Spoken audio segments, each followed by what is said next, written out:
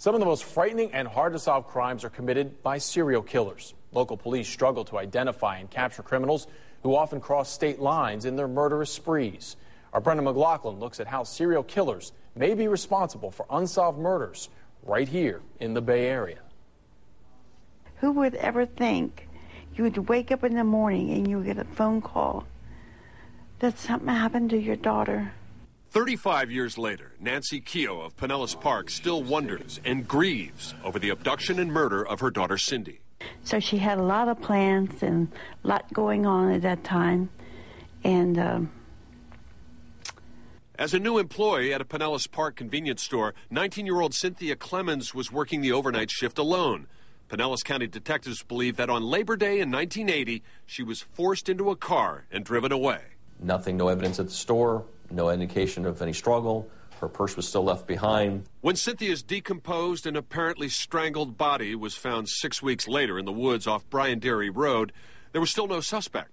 Today, her murder remains one of 39 cold cases for the Pinellas County Sheriff's Office. These cases that I bring home with me, and I sit for hours in the middle of the night, I read these cases. Detective Mike Bailey believes the brazen yet apparently calculated abduction of Cynthia Clemens suggests the work of a serial killer. I have a feeling they're probably a little bit more common than what people realize. Florida has its notorious roster of serial psychopaths.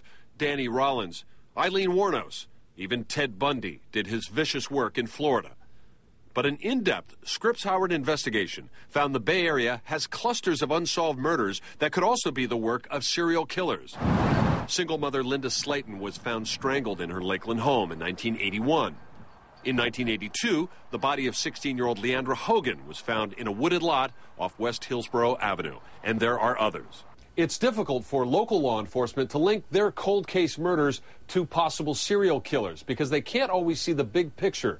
Crime analysts say that serial killers often move from state to state, leaving behind bodies but no witnesses. We don't look at every homicide. We just look at the random, motiveless homicides. Those that are most likely to be serial. Special Agent Michael Harrigan heads up the FBI's Violent Criminal Apprehension Program. VICAP, as it's known, maintains a database of serial killers and crimes they make available to local agencies.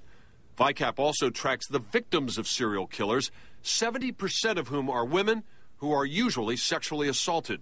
With others, with true sexual homicides, the sexual component is in the actual murder. Sexual assault was suspected in Cynthia Clemens' 1980 murder, and a known serial killer, James Winkles, admitted to the abduction murder of another 19-year-old girl. In that time frame when they took our Cindy, there was a lot of girls that came up missing and murdered, and it just seemed like it kept happening. Detective Bailey says Winkles, who died in prison, is just one of several suspects. But even if the case was solved today, Nancy Keogh says her life as she knew it is gone forever. It destroyed us. He might have well killed all of us because it destroyed us. Detective Bailey is using the FBI's VICAP database, and he's optimistic that there will be a break in the murder of Cynthia Clemens even after 35 years. To see a slideshow on serial killers and learn more about how the FBI tracks them, head to our website, abcactionnews.com.